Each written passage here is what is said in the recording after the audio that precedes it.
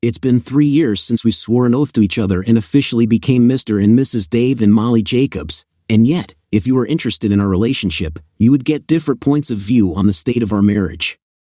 Molly, in her own way, would have expressed deep admiration for our friendship and love, believing that she could not have chosen a more suitable life partner.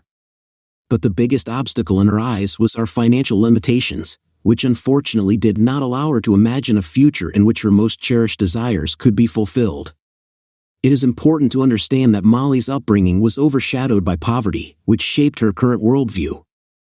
The financial situation of her family was so difficult that they could not even treat themselves to a normal meal outside the house.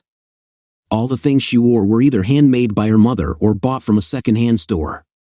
The poverty of their family was such that as a child, she could not afford a bicycle, a trip to the cinema, after-school clubs, or socializing with friends on weekends. Therefore, she constantly felt a sense of dissatisfaction due to the lack of free money for personal pleasures and could not help but envy her classmates who always seemed to easily acquire everything they wanted.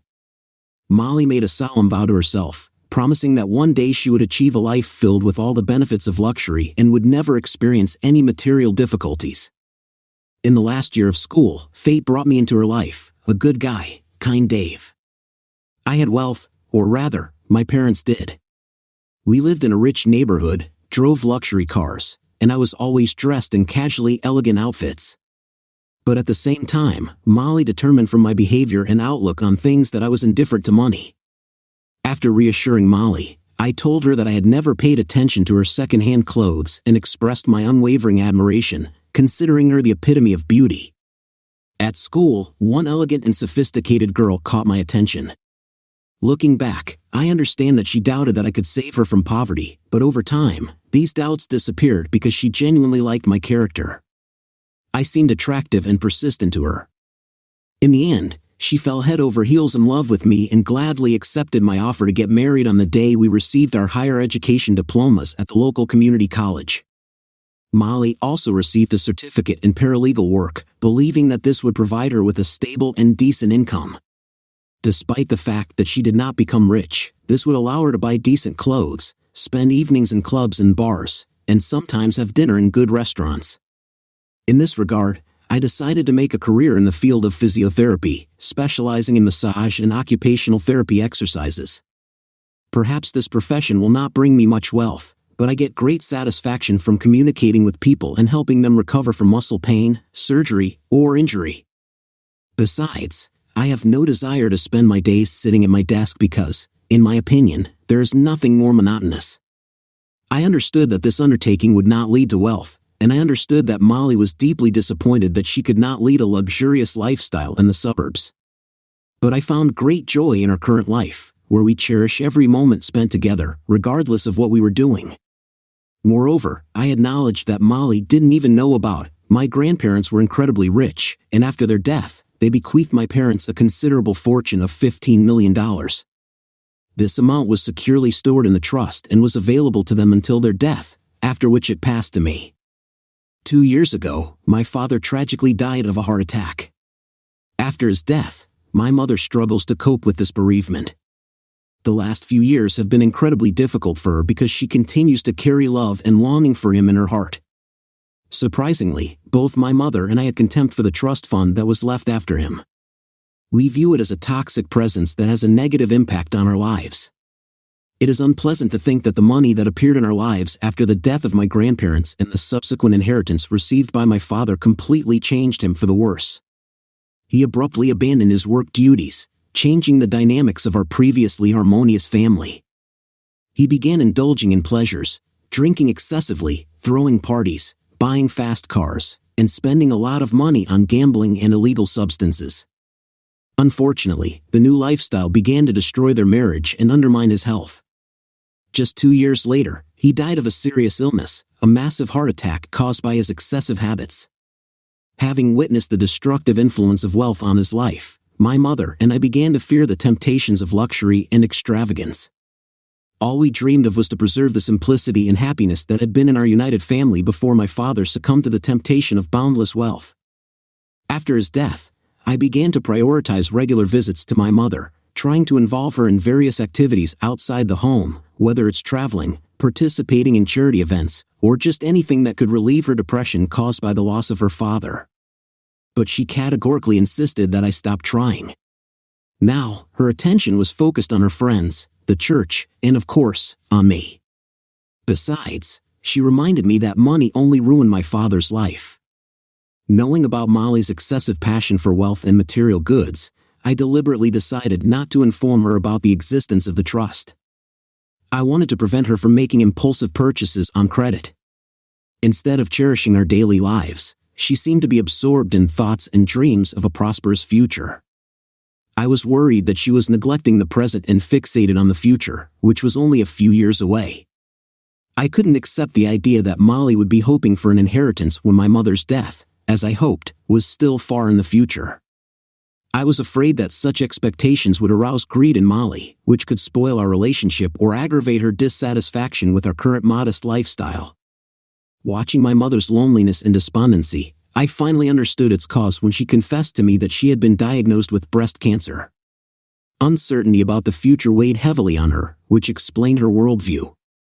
But she greatly underestimated the potential seriousness of the situation, and I did not understand its seriousness at all.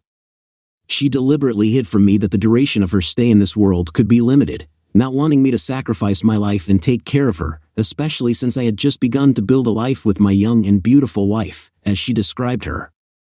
In addition, my mother believed that doctors could not accurately predict and inform her about her condition and believed that she would most likely live for many more years. When it was the 5th year of our marriage, I found myself completely satisfied and full of joy from the life that Molly and I had built together. Molly loved me deeply and treasured our daily activities and intimate moments, which happened 4 or 5 times a week. But deep down, I knew that Molly longed for the time when she no longer had to worry about finances and work tirelessly. She wanted what she had always dreamed of in her youth. Molly was constantly striving to improve her position at work, wanting to get a promotion that would bring her higher compensation and benefits. She worked for a prestigious and sought-after law firm known for its expertise in family law, divorce, real estate, and taxes. The founder of the company, Jay Sutter, a 51-year-old man with thinning hair, created it a quarter of a century ago. He devoted himself tirelessly to his work, leaving no room for personal commitments. Not having married and having no children, Sutter decided to retire as personal assistant and announced a vacancy among the employees of the paralegal service. The company wanted to provide its current employees with the first opportunity for promotion before considering candidates from the outside. Molly was the last candidate to be interviewed for this position, and she was very enthusiastic about this opportunity. Dave informed Molly that the promotion would immediately entail a 20% increase in salary, and at the end of the year, there would be an opportunity to receive a bonus of 10%. He acknowledged that the increase would require more hours, including working on weekends. At the same time, he understood that Molly could not refuse such a career opportunity. Dave assured her that she had freedom of action and reminded her that nothing lasts forever. If something goes wrong as planned, you can always find other options. But if you persist for a year or 2, it will improve your resume and serve as a stepping stone to broader opportunities. On the day of the interview, Molly was dressed in a professional outfit that subtly emphasized her attractive physique and beauty hidden under a business suit. Jay Sutter couldn't help but notice. Although his priority was to find a qualified candidate, he also felt entitled to reward his dedication with a young and attractive assistant who would spend a lot of time with him. Molly had all the necessary qualities to work in this position, but he was really captivated by the sight of her flawless figure as she gracefully approached the exit of the interview room. At the same moment, he felt excited and came to the conclusion that she was the perfect candidate. Molly returned home overwhelmed with joy after receiving the news of the job offer. Just before leaving the office, Mr. Sutter called her into his office and praised her for her excellent job at the interview, noting her exceptional track record. He proposed to her, saying, "Molly, you did a great job during the interview, and your track record here speaks for itself. I am happy to offer you this job. Please note that we will have to work closely, late into the night and on weekends. Can you confirm that your personal life can withstand this without any exceptions?" "Of course, Jay. I don't have children, and my husband often has evening meetings with clients for massage and physiotherapy after work." This arrangement will suit me perfectly, and I am very grateful for the opportunity." "Mr. J, you can count on me," replied Molly. "Glad to hear it, Molly. By the way, please call me Jay. We will work closely together, and I prefer a relaxed and open relationship with my assistant." When Molly returned home, she eagerly called me and was happy to share the news that she had got a new job.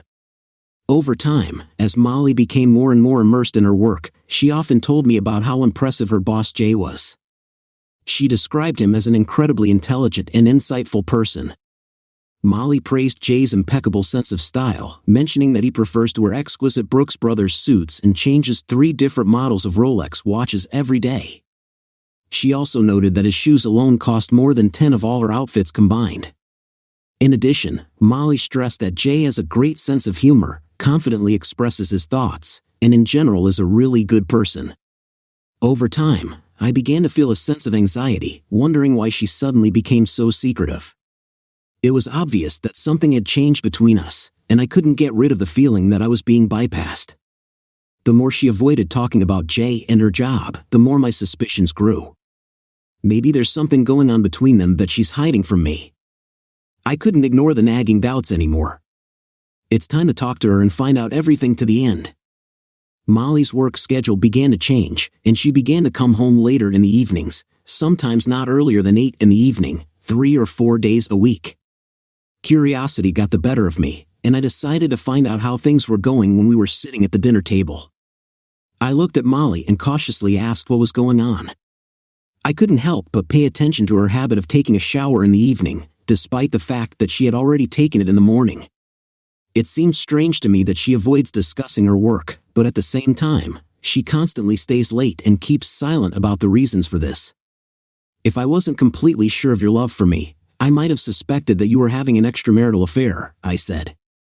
"Davy, please refrain from such thoughts.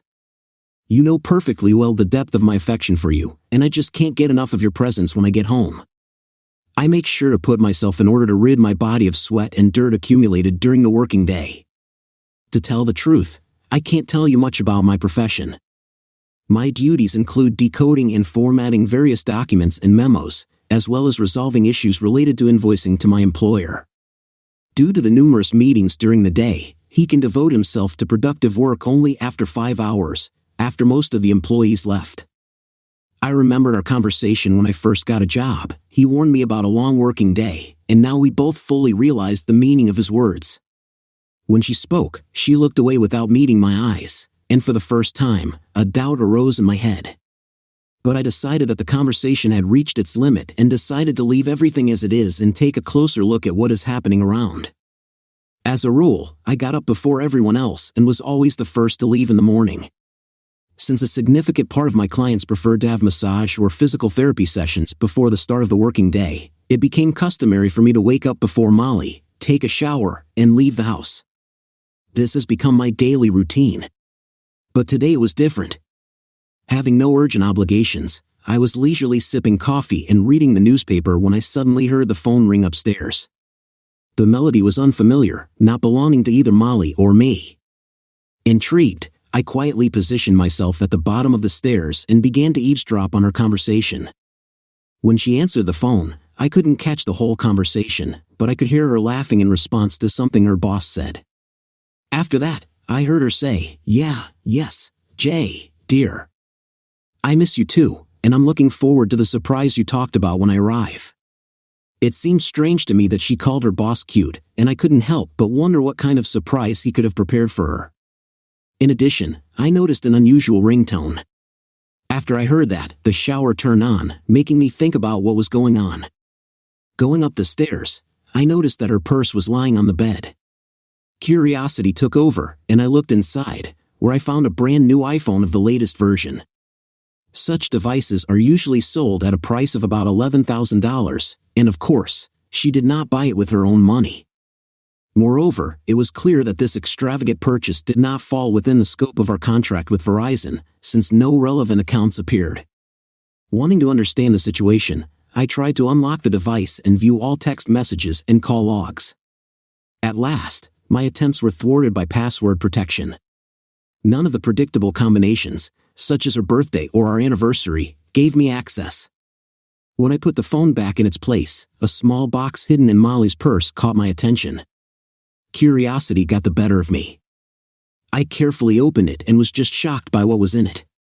It neatly contained 2 dazzling diamond earrings weighing 1 carat, undoubtedly belonging to Cartier & Sons. Their luxury amazed me. My head went blank.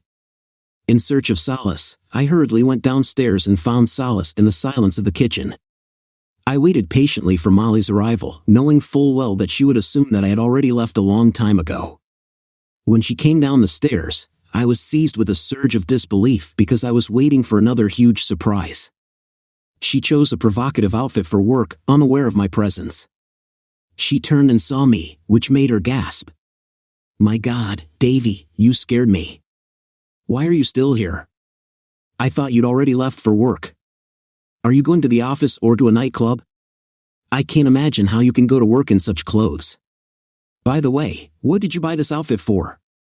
The shoes alone probably cost $500, and the dress and stockings probably cost about $11,000. I'm interested in a new cell phone and expensive earrings that are in your purse. Molly, what's going on? Are you involved in something questionable or are you deceiving someone?" Molly looked at me, tears in her eyes. She quickly turned away, entered the living room, and sat down in an armchair. "Davy, please let me explain. It's not what you think. I love only you and no one else." "So, you're implying that you're attracted to someone else, but you don't have any feelings for him?" "No, Davy, that's not what I said. Please don't distort my words. Let me explain everything. I'm all ears. I have to warn you that if you cheat on me, I will leave. Davy, please understand that the situation is not the way you perceive it. I didn't tell you about it because I foresaw your anger and delusions. All these things are professional bonuses from my employer. The phone was provided to ensure the convenience of communication and privacy with a password. The earrings were presented in recognition of my dedication and exceptional performance. For a long time, he noted that he could not make changes to my salary or provide a cash bonus through the company, so he decided to purchase earrings for me. In addition, he bought me some new outfits and expressed a desire for me to behave in a certain way at work, asking me to wear them. Noticing my skeptical expression, she anxiously said, "Please, Davy, trust me. It doesn't mean anything. I am focused only on working well and maintaining positive relationships with him in order to achieve promotion and advancement in the company. You know that you are the person I love, and Jay Sutter is not even close to you in any aspect." I looked at her, my eyes were full of pain, resentment, and tears. "Molly," I whispered, "I think this is the first time you've lied to me. It looks like you're manipulating your boss by accepting lavish gifts and luxuries you can't afford, all in exchange for something more intimate. I can't help but wonder if that's why you're rushing home to take a shower immediately, if that's why you're calling your boss cute and expressing delight about meeting him." Molly's face turned purple and she was gasping for breath, struggling to find words. But I interrupted her, determined to tell her the truth. "Before you continue to deceive me, Molly, I overheard your morning phone conversation. I won't tolerate any lies, so don't even try to deceive me. I'm leaving, and if I come back, I expect you to be completely honest about the situation." Turning to the door, Molly ran after me, desperately pleading, "No, Davy, it's not what you think. Please come back and let me explain everything." She rushed to me, insisting, "You're my only sweetheart." I stared at her in disgust, pushed her hand away, and shouted, "Goodbye, Molly," then I walked out the door. What did she want to achieve with this? Not knowing where to put myself, I got into the car and drove away. Looking in the rearview mirror, I saw Molly, who was desperately calling for me to come back, her tear-stained face distorted by cries of love. But I couldn't look her in the eye. I was overcome by the suspicion that her words were a lie, and I doubted that our whole marriage was built on a lie. I wanted to be alone to sort out my thoughts, and I drove the car to my mother's house. Regret seized me when I realized that she lived only half an hour away from home, and I reproached myself for not visiting her more often. Although I regularly called her every week, my physical presence on her doorstep happened only once a month or even less often. I justified my absence by the demands and distractions associated with life's occupations. Establishing and maintaining a daily routine becomes a part of life as we focus on the demands of work, household duties, and relationships. Among these responsibilities, my thoughts often turn to my wife, Molly. Reflecting on our situation, I couldn't help but encounter a problem that was bothering me. Although I had no concrete evidence of her infidelity, generous gifts in the form of jewelry, a dress, and a phone from her boss aroused suspicion. It seemed implausible that he would give such extravagant things without expecting anything in return. Even if Molly did not commit any inappropriate acts, his actions were undoubtedly inappropriate within the framework of a professional relationship between a boss and an employee. If their relationship hadn't moved to the physical level yet, he undoubtedly intended to do so. I couldn't help but wonder how long it would take for that to happen. As I drove up to my mother's house, I put aside all thoughts of Molly's insatiable craving for pomp and luxury. Getting out of the car, I entered the house, where there was an eerie silence. "Mom, are you here?" I called, and my voice echoed in the silence.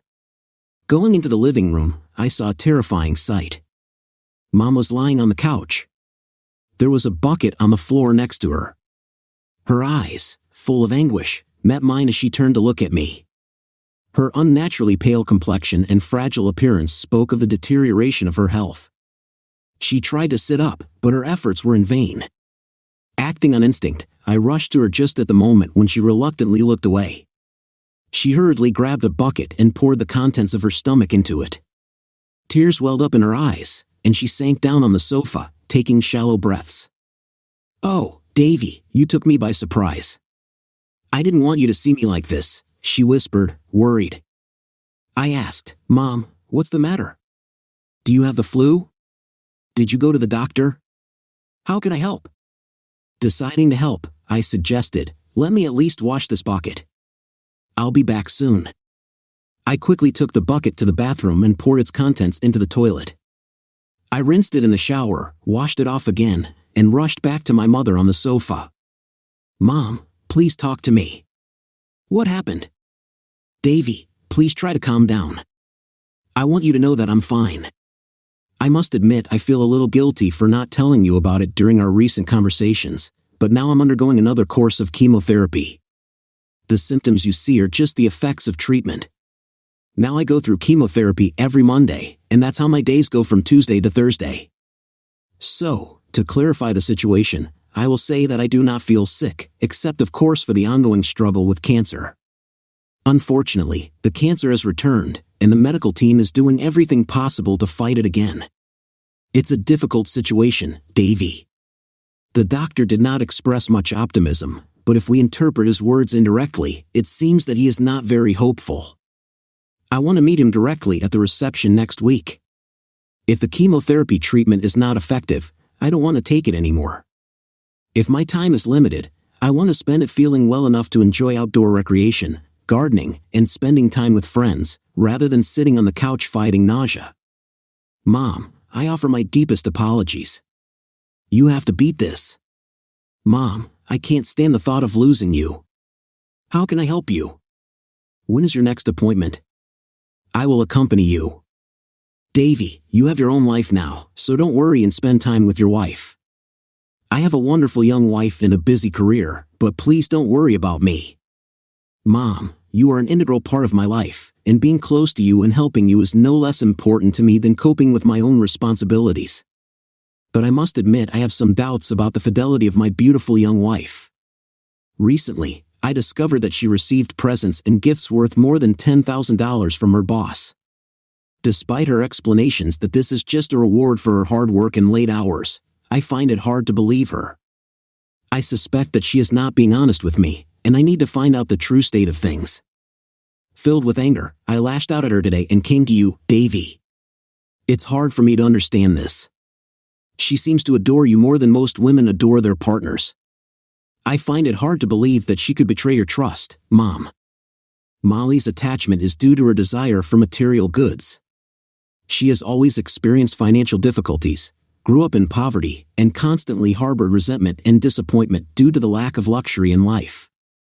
I think she convinced herself that true happiness can be found only through wealth and the possession of such luxury items as fine clothes, exquisite jewelry, a luxurious house, an extravagant car. but we know all too well how unsuccessful this approach was for our father. It seems to me that she never really felt confident in life, perhaps because of low self-esteem or anxiety caused by her upbringing. Unfortunately, I'm afraid that her love for material goods outweighs her love for everything else. It seems that she aspires to a luxurious life and does not appreciate the wonderful life that we are building, filled with joy, friendship, trust, and love. Davy, my dear, what are you going to do? It is very important that you talk to her and find out the whole truth before making conclusions or making any serious decisions. Besides, Dave, you have a $15 million trust fund waiting for you, and in my opinion, you can start using it completely right now if you want. I understand your point of view, Mom, but don't you see, this is not the life I wanted? And if she's willing to betray me and disregard our marriage vows for material benefits, then maybe she's not the person I thought she was. I refuse to buy her affection with wealth. That doesn't interest me. In my opinion, having such a significant amount of money does not reduce but only increases responsibility and stress in life. And what are you going to do, my dear? I do not know, Mom, but at the moment, it seems to me that if she cheated with her boss, then our marriage cannot be restored, and the only question is how I will end it.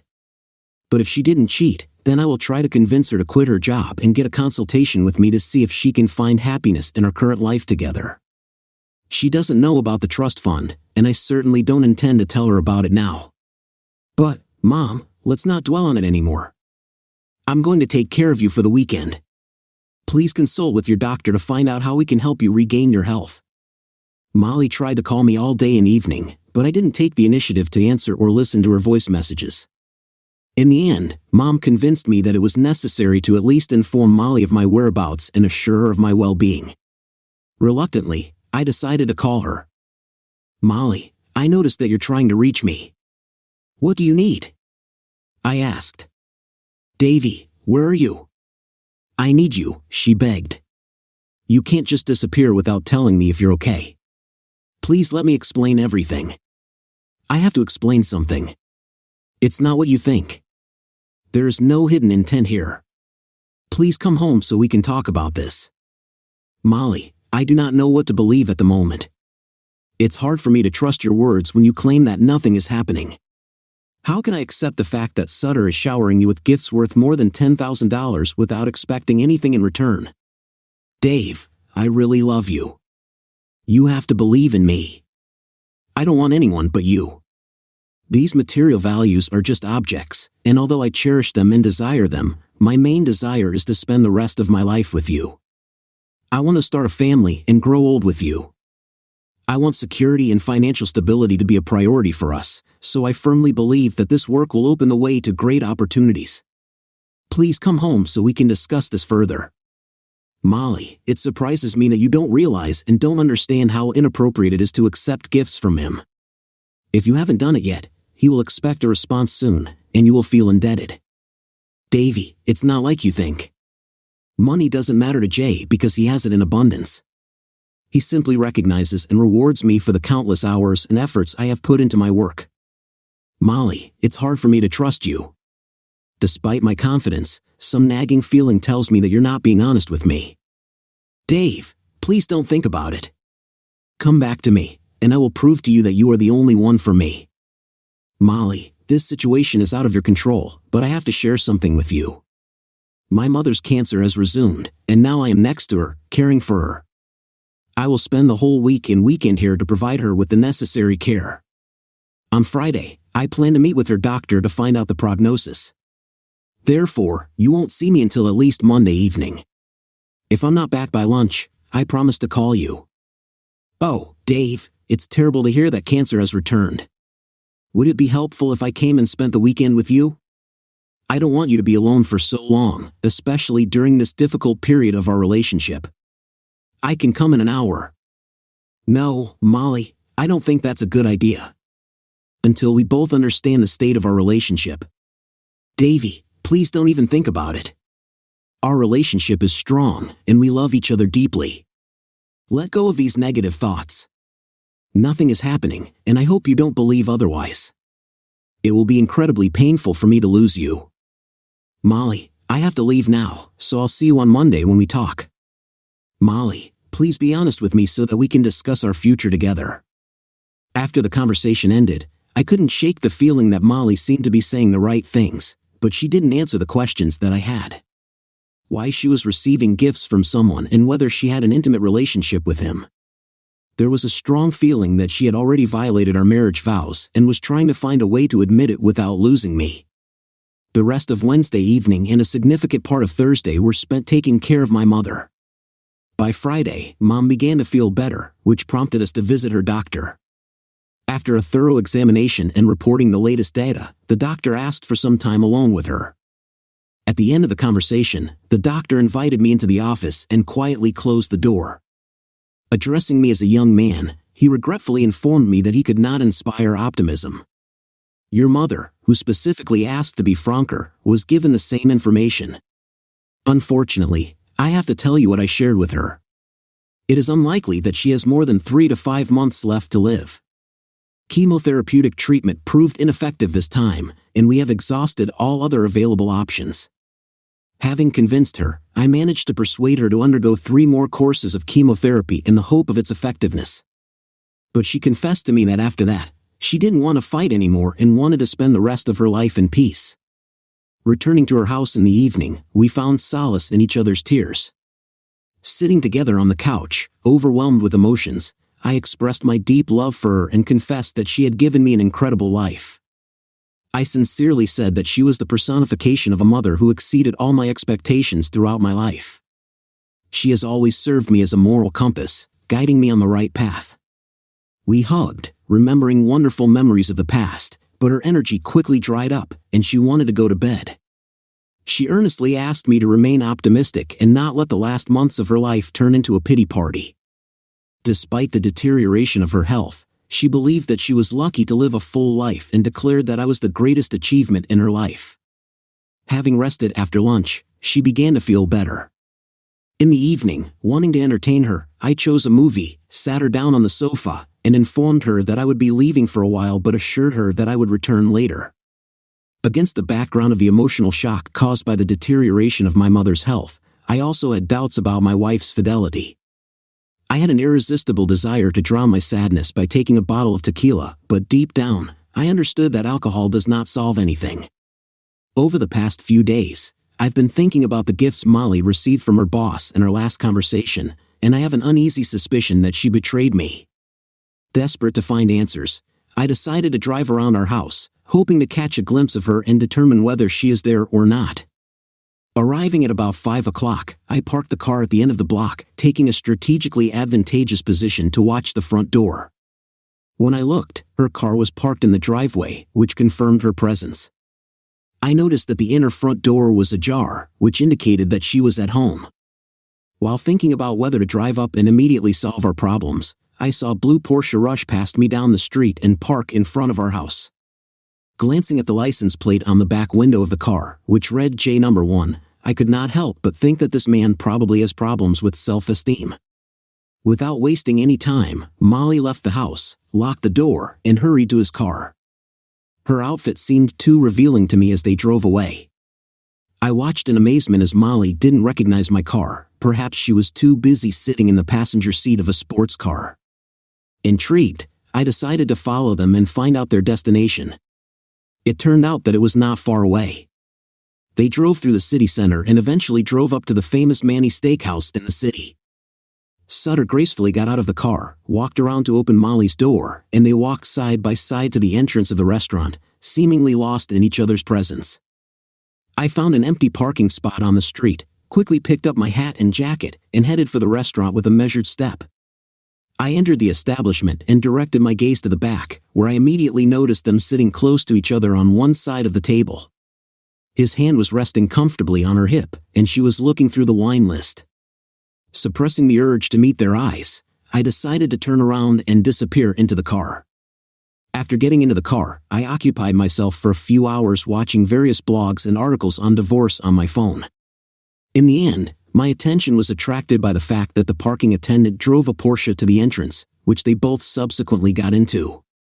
I had hoped that this would be the last chapter, but doubts did not leave me. As I followed them down the street, It didn't take long, and my heart broke to pieces when they drove up to the Hilton. Again, using the services of a parking attendant, Sutter walked around the passenger side of the car and kissed her on the lips, then helped her out of the car. That moment confirmed that our marriage had come to an end. No amount of persuasion from her could convince me that they weren't involved in some kind of deception, and I didn't need visual confirmation to understand what was going on. Moreover, I had no desire to observe what was happening. Anger consumed me.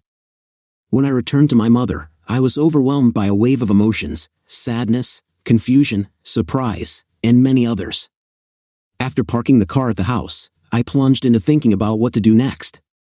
Deep down, I knew that divorce was the only solution, but I was worried.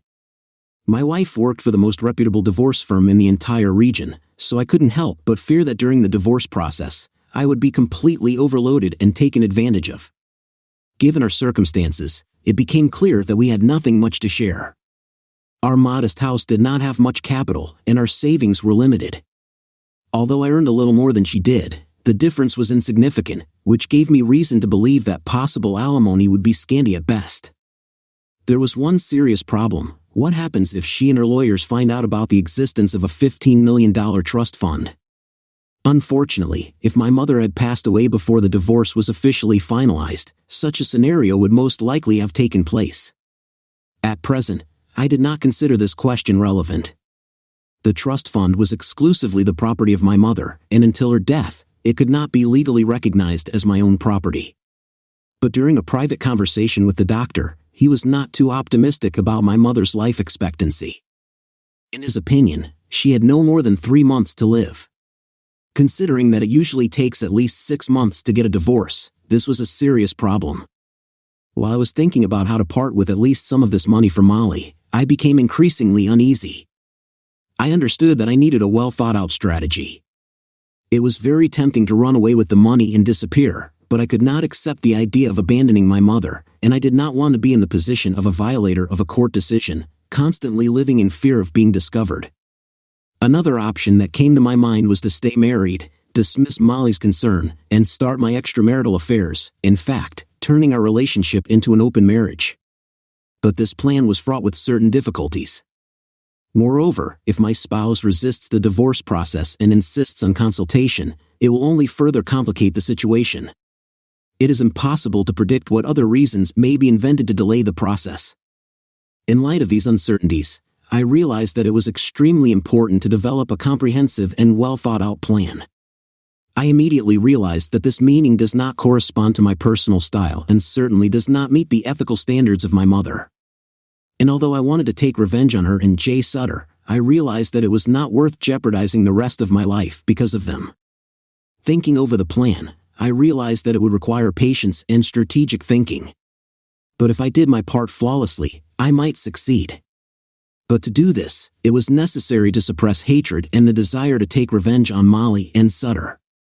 Playing the long game, I knew that eventually justice would overtake them.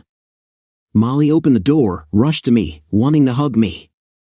She leaned in for a kiss, but I gently pushed her away, making it clear that we needed to have a serious conversation. Her expression was quickly replaced by surprise that she was denied a kiss and a feeling of horror when she heard my words. We went into the living room, where she settled down on the sofa and patted the seat next to her. But I chose to take the chair opposite the sofa, which caused a wave of sadness and despair to roll over her face. "Davy, I've missed you so much," she pleaded. "You can't just leave me like that. I need you. I'm head over heels in love with you, and it hurts me that you got the wrong impression. I love you very much. Are you back home for good?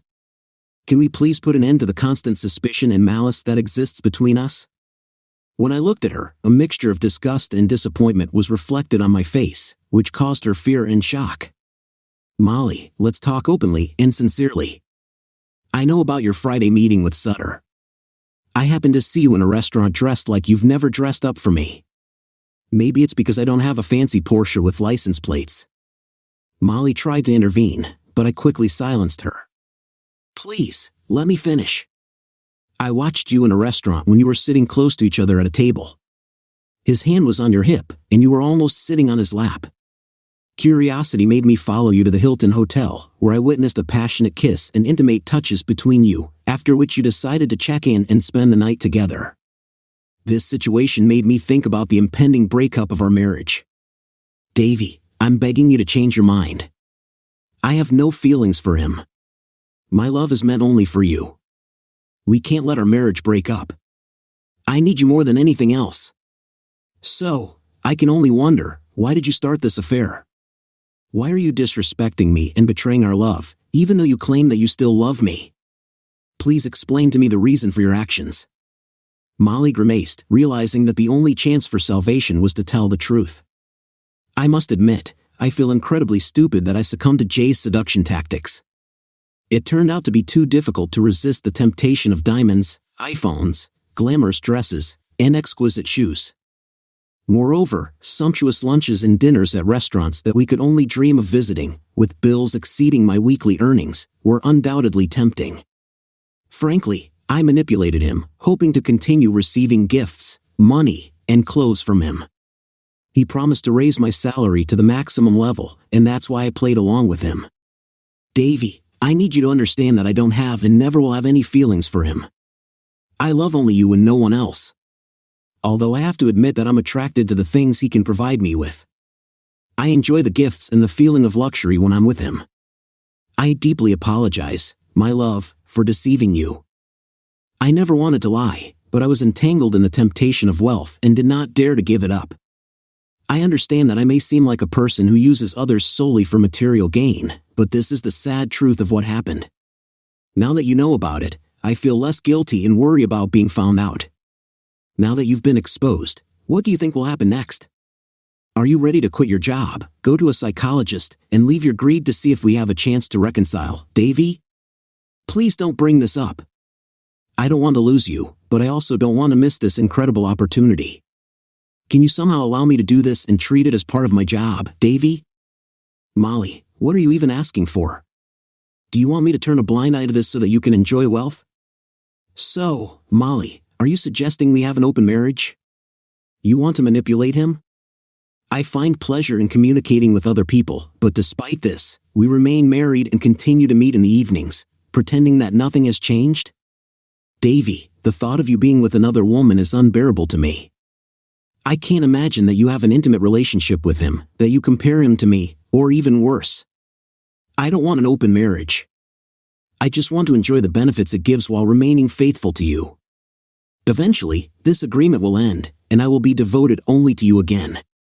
Molly, your actions related to his participation have caused enormous damage to our marriage. How can you expect me to accept that? I can't stand being in this place with you. We definitely need to talk about this in more detail. I'm going to go back to my mom for a few days, and I'll be back on Wednesday to continue our conversation. And by the way, do you at least protect yourself? I absolutely don't want to risk an unplanned pregnancy with him. Maybe I'll see you on Wednesday, Molly. As I opened the door to leave, I heard Molly start to sob. Wait, Davy, please. I know I laid the initial idea of my plan, and I'll see if I can do it on Wednesday. If not, then I'll just file for divorce. I felt disgusted because of her behavior. At that moment, I felt nothing but hatred for her. I despised lies and betrayal, losing all respect for her because it became obvious that the focus of her attention was materialistic greed and the satisfaction of passion. I was thinking about going straight to Sutter's house and taking drastic action against him and then forcing Molly to quit her job through counseling. But what's the point? She had already lost my love and respect, and in my opinion, it was impossible to save the relationship at this point.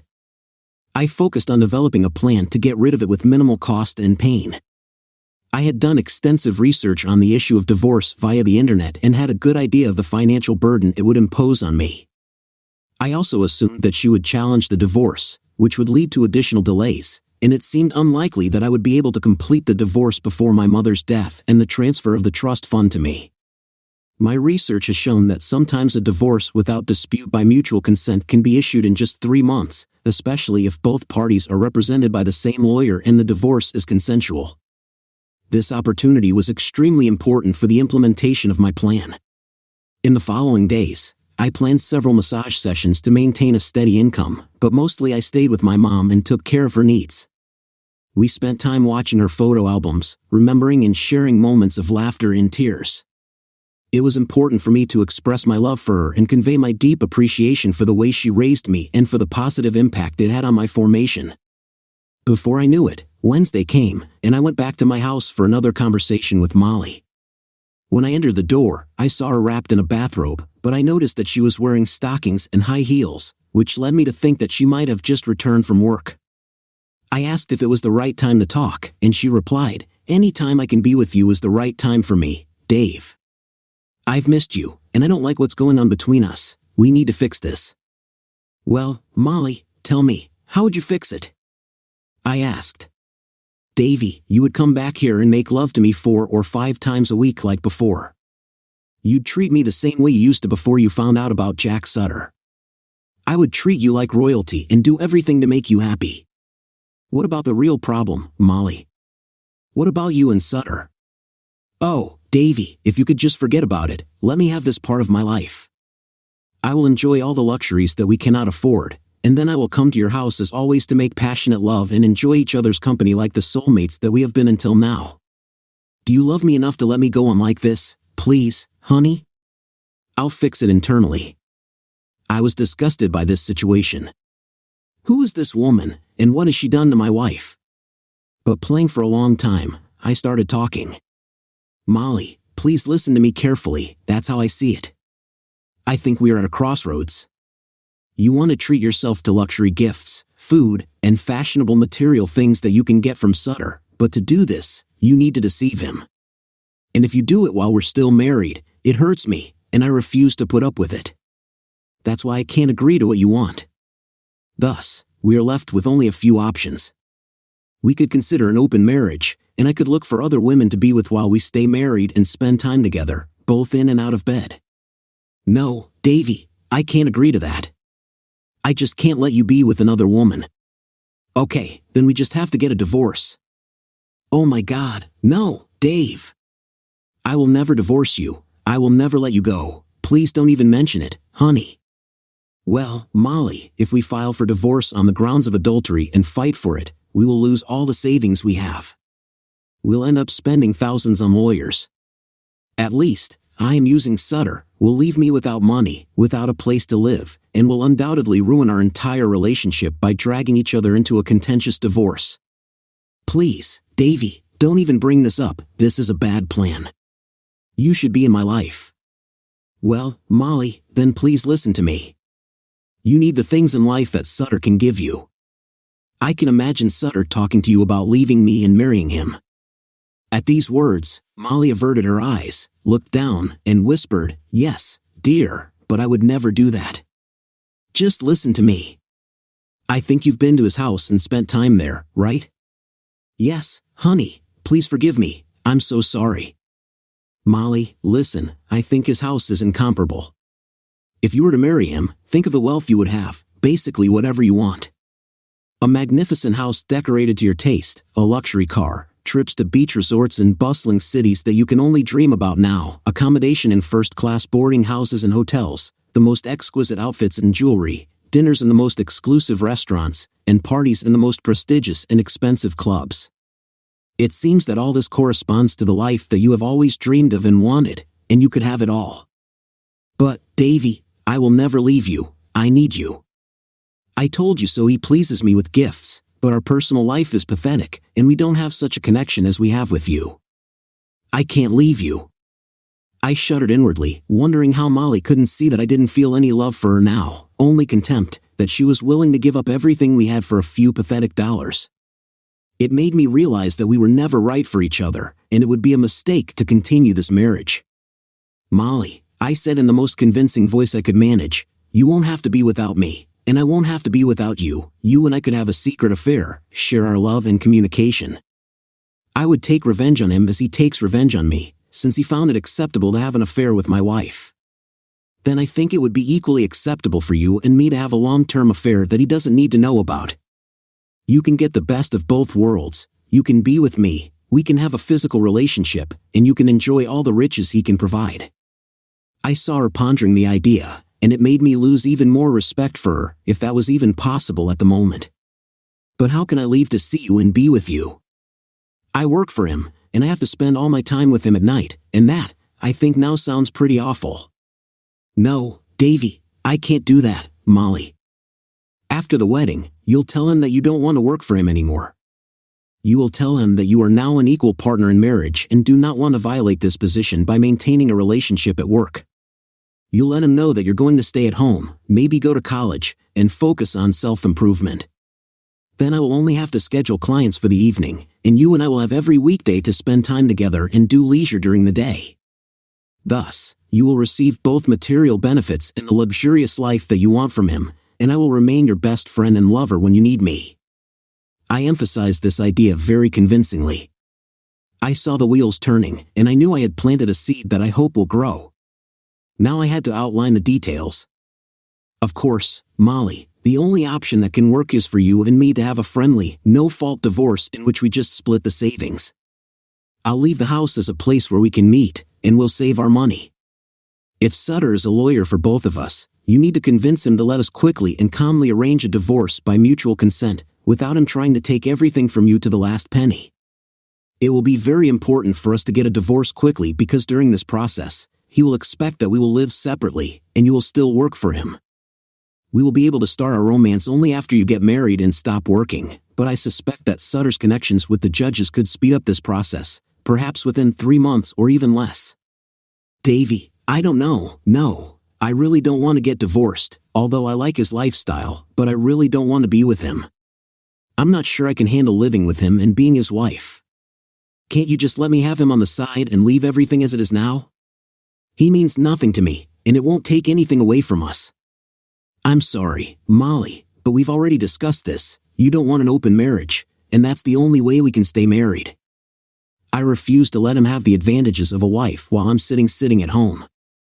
There remains only a divorce, and we can either go through it the hard way, fighting with each other and losing everything that belongs to us. We can either become bitter enemies and never see each other again or act according to the plan I just outlined. You and I will continue to be together as part of an exciting and secret long-term romance. You can live in luxury as you want, and Sutter will pay the bills. I could see that Molly was having difficulties and needed time to think about everything. I knew she needed an incentive, and even though I hated the thought of making love to her, I had to play a role and maintain this farce until she chose either option 1 or option 2 of divorce. I understand that you have a lot to think about, baby. Let's put this idea aside for now and focus on what we can get if you choose divorce option 2. This will allow us to maintain our intimate relationship, which I think we both really need right now. 2 hours later, we were both lying on the couch, completely satisfied. Molly, I need to go back and take care of Mom. She's not feeling well. Think about everything we've discussed and let me know what you want to do. Can you make a decision by tomorrow night? I don't want to give you too much time to think. I thought if I could get her to agree to the draw method too, I could keep moving the ball around the field and get it over with as soon as possible. Davy, I do not know, but please come tomorrow night so that we can repeat what we just experienced. I need you in my life. It was incredible, Molly. Now we have a potential plan for how this can happen, and this is the only way that, from my point of view, will work. I'll be back tomorrow night, and if we agree to this plan, I'll be happy to make sweet love to you all night long. When I was driving back to my mom, I felt a little guilty. I understood that I was pushing Molly to a plan that would not allow her to claim any of my possessions and would eventually lead to the breakup of our relationship. But she made a decision and didn't want to give up wealth or what she considered a good life, so I decided that she would get exactly what she deserved. In the last week or 2, my mother's condition remained stable, and she agreed to undergo several more weeks of chemotherapy to assess the possible positive consequences. She was pleased to have me around. I tried to make our conversations easy and positive and did not focus on her health. I took her for walks with me. We visited some parks where she took me as a child. We sat on a park bench and watched the children climb, play, and compete. Mom started talking about leaving Molly some money. I think she didn't realize that despite Molly's infidelity, in a normal divorce, she would be entitled to half of our property. But I decided not to delve into this topic and assured her that I would agree to anything she wanted to do. We came to an agreement that she can keep $1,000 for herself, and she will be included in the reading of Woolworth's Mom's Will when the time comes. The next evening, I visited Molly and asked if she had made a decision. She hesitated and said she wanted everything to stay as it is. I got up, took my coat and keys, and said, "Well, Molly, that doesn't suit me. I think I'll have to hire a lawyer and start divorce proceedings. I will ask my lawyer to contact suitor, assuming that you will use his services." "Dave, what are you saying? Is this the end for us?" "No, baby, I can't let that happen, Molly. We have discussed everything, and we have only one way forward, so please decide what you want to do." "All right, Dave, if that's the only way to keep you and enjoy what Sutter gives me, then I guess that would be divorce number 2. I don't like it, and it's better for you to compensate me often and repeatedly, if you understand me." With these words, I picked her up in my arms and carried her to the bedroom. I spent an hour there. "Davy, can you stay the night?" "Yes, Molly, I'll spend the night with you." When we both got comfortable, I said, "Molly, I've been thinking about how to get Sutter to represent us and get a consensual divorce quickly. I was also thinking about how to approach the idea that you would leave me and marry him. Perhaps we need to do something to convince him to help us in this matter." "What do you mean, Dave?" "I think I need to somehow get a videotape of your intimacy that I can use to convince him to represent our interests. I can install a hidden camera in our bedroom, and you can lure him here for a short meeting when he comes for you on a date. And in a few days, you will tell him that I know about your relationship. You'll tell him that I got suspicious and hid the camera in the bedroom. You will explain that I offered to see a psychologist, and you thought about leaving but in the end, chose him. Soon after that, I could show him the video and convince him to help us in a speedy divorce without guilt, threatening that if he does not comply, I will transfer the case to the press and social networks." "Oh no, Davy, I don't want you to witness how he and I are together." "Wouldn't that break your heart, Molly?" "Yes, it would be difficult, but I'm trying to save our relationship by planning to become your lover after you marry him, and I believe that this can happen. I'll take a camera and install it in our bedroom, and all you have to do is lure him there. And then I can use it to gently convince him to represent the interests of both of us and facilitate a divorce by mutual consent." Our conversation has come to an end. I came to the conclusion that she was the one who rejected my love and our marriage, and she should get the life lesson she deserves. I continued to visit my mom in the evenings, hoping to support her and spend time with her, but there was definitely an element of avoiding communication with Molly more than necessary. She no longer discussed Sutter and her job with me, and I felt that she was ashamed of the affair and her position, but not so much that she would give up the wealth she so much desired. By the following Friday, I had installed a camera in our bedroom and outlined my plan to Molly. She was supposed to tell Sutter that I was working late and would be spending the weekend with my mom. I had Molly arrange for Sutter to pick her up for dinner and dancing on Friday night.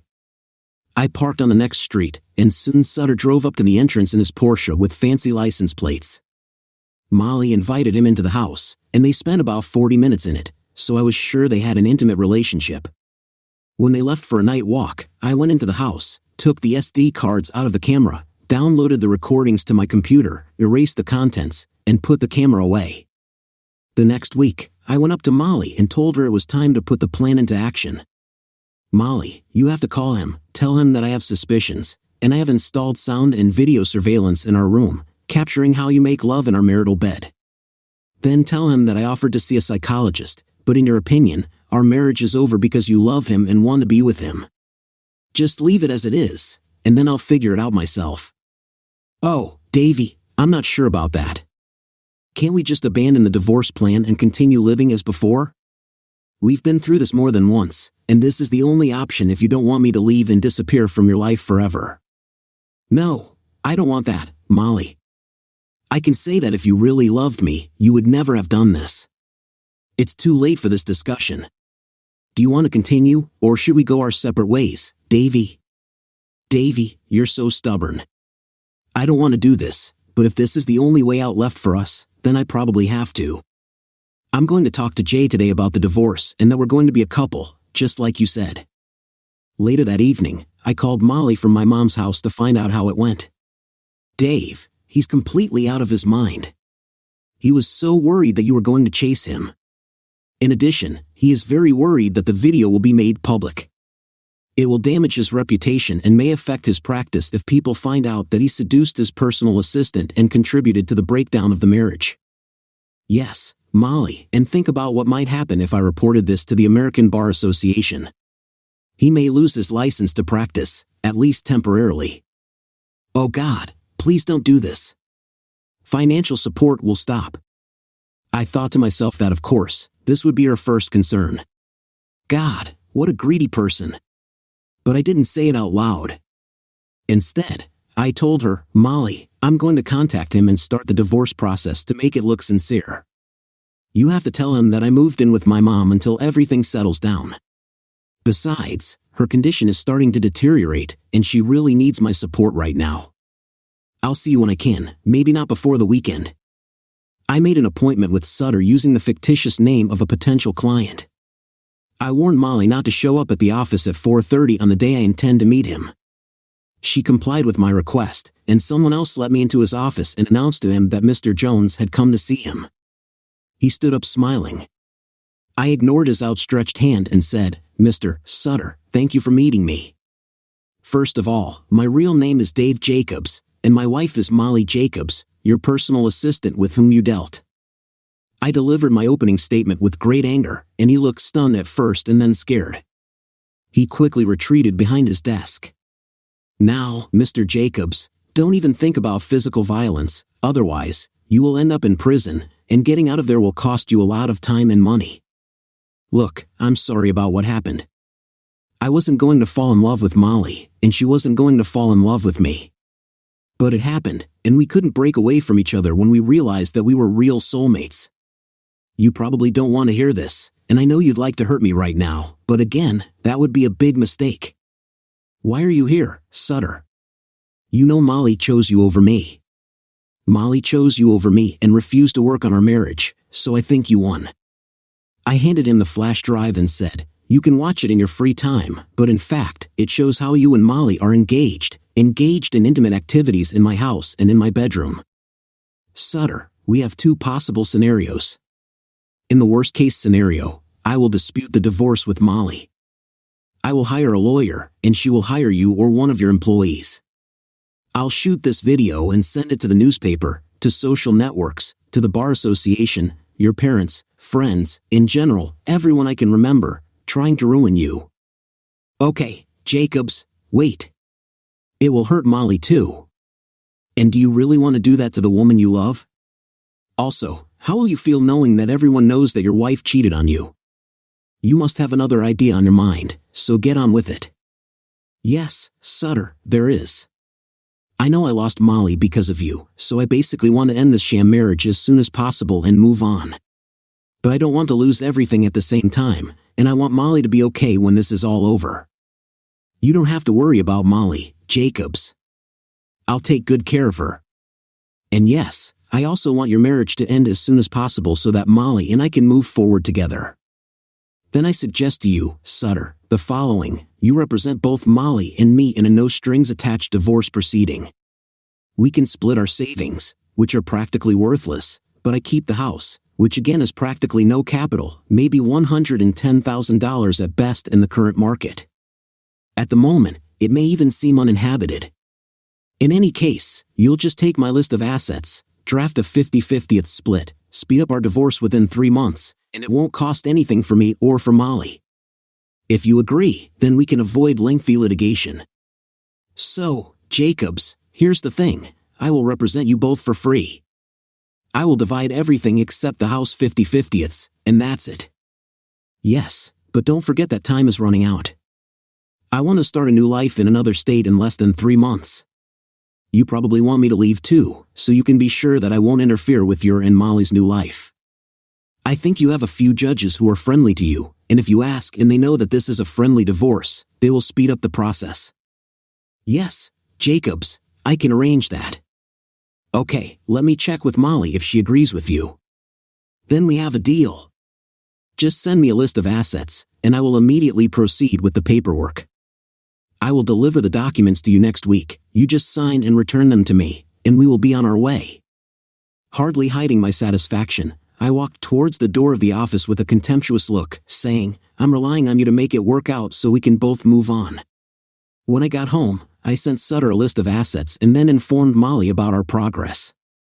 She looked exhausted, and when she finally spoke, I reminded myself that this was a situation she had created, and now she would have to face the consequences. "Dave, I have such conflicted feelings about this whole plan. I know that Sutter will now want me to stay with him and will put pressure on me, forcing me to spend more and more time together as a couple. I'm not sure I can handle it. Molly, why don't you tell Sutter that you don't think it's necessary to live together until you get divorced and until you and Sutter get married?" The latest news when I returned to my mom, she was lying on the couch and watching TV. She said she felt weak, but in fact, she felt better without chemotherapy. She insisted on discussing the funeral, what songs she would like to perform, and who should attend. She discussed who would read the poems and how she imagined my eulogy. I had to leave the room before the tears came. Life can be so unfair. Over the next few months, Molly was very insistent that I return to the house. Every time I came, there were more and more obvious traces of the gifts she had received from Sutter on the house. The last time I arrived, there was a fancy Volvo SUV in the driveway, and she informed me that it was her company car. To be honest, I was disgusted, but I didn't want to bring up a topic that could lead to a conflict at home. I was handed the divorce papers, which caused Molly abundant tears and doubts, but we coped with this storm and continued to move forward. The months passed slowly, and for me, depression and the pain I was experiencing due to the deterioration of my mother's health were the only emotions I had left. I stopped communicating with Molly so much that I spent as little time as possible in our house, telling her that I needed to spend every day with my mother. Finally, the day came when Sutter sent me an email with an attachment of the divorce document, informing me that the case had already been completed. "We're officially divorced, and I have to move on and stay away from Molly," he told me. Molly received the same message and left the office pretending to be sick, hurrying home to be with me, but I was already gone. She called, but I didn't pick up. I was done with it, and now all that remained was to let her know that our relationship was over. I made an appointment with her the next morning, but it was the beginning of the most terrible day of my life. In the morning, Mom fainted at the kitchen table, and I couldn't bring her to her senses. I called 911, an ambulance arrived and took her to the hospital, and I followed them. I texted Molly about what had happened, canceled our morning meeting, and assured her that I would stay in touch. Mom died in the hospital that night. She never regained consciousness and peacefully left her body in the middle of the night. I held her hand as she breathed her last. I returned to my mother's house, cried myself to sleep, and the next day forced myself to organize all the details of the funeral that my mother so insistently wanted to plan. The funeral took place 4 days later, and during my eulogy, I spoke about the love and priceless wisdom that my mother passed on to me throughout my life. I also told the pastor that, in the near future, according to my mother's wishes, a significant donation will be made to the church. I texted Molly about the funeral and asked her not to attend. I continued to ignore her calls, realizing that I was just postponing the inevitable conflict situation. Finally, I had a great opportunity to end all this when my mother's lawyer called me to arrange for the reading and execution of the will. The lawyer also asked for Molly's contact information, as my mom left her a cash gift of $10,000. I called Molly and gave her the details of my mom's death and funeral. Molly told me that she is now engaged and is going to get married, and expressed a desire to comfort and support me after the death of my mother. She also said that in her opinion, it was time to resume our romance. I informed her about the reading of the will and asked her to come to the lawyer's office the next day at 10 o'clock so that we could listen and execute my mother's will. Although she agreed, she was at a loss as to why she should be there. I explained that Mom had left her a gift and the estate manager wanted to fulfill her wishes. "The estate manager?" she asked. "I thought your mom only had a house and Social Security, so I guess it's not that much, but what a blessing that she remembered me. I wasn't a very good daughter-in-law, especially after I cheated on you with Sutter. I feel guilty about that and everything else, but now we can put it all in the past and resume our love life. See you tomorrow at 10 o'clock, Molly," I said sharply and ended the conversation. Pain, anger, and disgust bubbled up in me, but I knew that I was nearing the end and would soon start a new life. Molly and I were escorted to a rather luxurious conference room at the law firm of Jenkins, Jenkins, and Mallory. We took seats on opposite sides of the large conference table while Mr. Jenkins opened the will and got to work. Turning to Molly, he said, "Molly Jacobs, your ex-mother-in-law has bequeathed you an amount of $10,000, which should be paid to you today without any other conditions. She wanted me to share with you one piece of wisdom. Remember that a good life is not just about money. So, think carefully about what you have and what is really important to you, and don't be deceived by objects that are only fleeting symbols of beauty." Molly flinched when she heard a thinly veiled reprimand from her late mother-in-law through a lawyer, but she didn't say anything. With these words, Mr. Jenkins handed her a check, advised her to use the money wisely, and then turned to me. "David Jacobs, your mother has outlined the following instructions regarding the remainder of her estate. You will inherit a house worth $500,000 mortgage-free, and you will be able to dispose of it at your discretion. In addition, the sum of $1 million has been bequeathed to the Church of Christ at their discretion, and an amount of $4 million has been donated to the American Breast Cancer Society to help research and eradicate breast cancer. In addition, you, her sole heir, have been bequeathed $9.5 million, which will be transferred to the account that you will provide me with this week. I am deeply sorry for your loss." Then, Mr. Jenkins got up and left the room, leaving Molly and me alone. Glancing at Molly, I noticed that she was breathing heavily.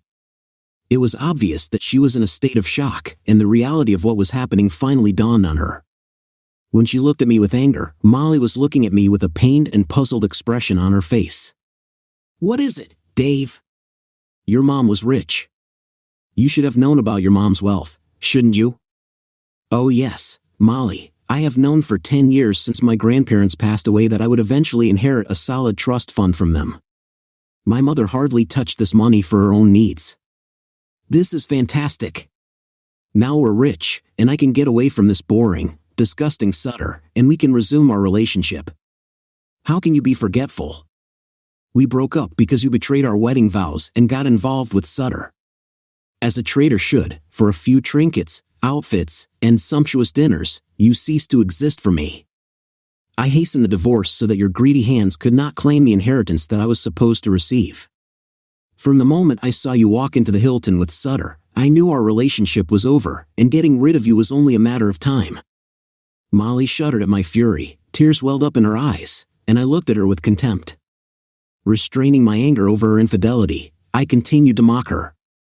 I expressed my sorrow over the death of my mother and the injustice of life. You took my love for you and sold it for pennies to a boring, desperate, lonely rich man whom you do not respect and do not love. You were more concerned about material goods than building a life with me. You said you loved me, but if you analyze your true intentions, you will understand that you love only yourself and are interested solely in achieving wealth. Having seen your true nature, I will never give you access to this money. We are finished, and I intend to leave this office and never come into your eyes again. How could you? You set me up. Why didn't you support me? Yes, I have a desire for money and material goods. You know about my upbringing. We had nothing. We were disrespected, treated badly, looked down on from an early age, and throughout my life, I was taught that a person is valued only when he has money. But I love you, Dave. I really do. You should have shown me our possible future. It's not fair. Molly, I understand that it may seem to you that only money brings respect, but I respected you for who you are, or for who I thought you were. I adored you the way you were, and I showed it every day. We had something wonderful until you became disillusioned with our ordinary existence in the middle class and wanted more. You still haven't figured it out. You have exchanged our love, our communication, and all the chances of a future together for scanty wealth. When you get married and live with Sutter, surrounded by everything you need, but you will not find happiness in your life. Perhaps then you will understand that material goods are the least important element of a full life. You have sacrificed your integrity for things that will bring you little comfort. You disgust me, and I will never be able to share my love with you again. Maybe it's not too late for you to leave Sutter, quit your job, live on your own, and look for something that will bring you happiness. That's exactly what I'm doing. I'm going to California to embark on a new path and see if I can eventually find a person who wants to see me for who I am, not paying attention to wealth and jewelry, but based on love, respect, and friendly communication. I wish you good luck, and I'll try to remember you as the beautiful young wife I adored before your greed separated us." Molly listened to me with a shocked and pained expression on her face, then burst into tears, laying her head on the table and sobbing. "God, what have I done?" I felt terrible, but it was over, and I had to leave before I said too much. I stood up and said in a softer tone, "I'm sorry, Molly, but we don't have a future. Good luck to you, and goodbye." I turned around and practically ran out of the room to my car. I drove back to my mom, preparing for the last step in my plan to move forward. I sent a video of Sutter's involvement with Molly along with a cover letter to the American Bar Association. I sent the same letter and video to several of his employees with whom I communicated about the divorce. Yes, I lied to Sutter about our arrangement. He lured my wife with wealth and influence. He deserved to be punished for his actions. I was saddened that this could further harm Molly and perhaps even put an end to her prospects of marrying Sutter, but both of them had wronged me, and my suffering demanded retribution in one form or another. Before starting a new chapter in my life, I wanted to end Jay Sutter forever. I sold both houses, collected the most valuable things, and moved to San Diego to start a new life. I opened my own practice specializing in massage and physiotherapy, as well as a yoga studio equipped with the latest technology for the treatment of physical diseases and rehabilitation. About 2 years after moving in, I started dating one of the yoga instructors who worked under contract, who had the traits of a saint. Our love blossomed, and we decided to get married, committing ourselves to share our bonds forever.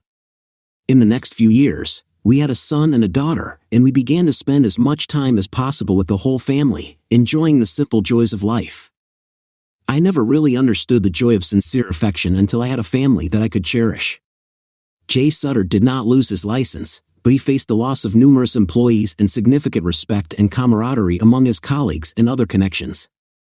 He became something of a laughingstock as a result of the negative consequences. Jay's legal practice and the list of his clients were significantly reduced, and 2 years later, his firm ceased to be among the top 25 firms in the region. Molly and Sutter got married, but Jay made sure that Molly signed a prenuptial agreement before the wedding. The contract stipulated that in case of infidelity of one of the parties, the marriage would be annulled, and each of the parties would retain their property. Molly was forced to quit her job because she was disrespected by colleagues and neglected by co-workers, and a year later, Sutter went completely bankrupt. His company collapsed, and he was left with numerous loans. He and Molly had to sell a luxury house and cars and buy a more modest home and car. Such a life did not suit Molly, so she divorced Sutter and quickly moved east in an attempt to start a new life, and that was the last I heard of her.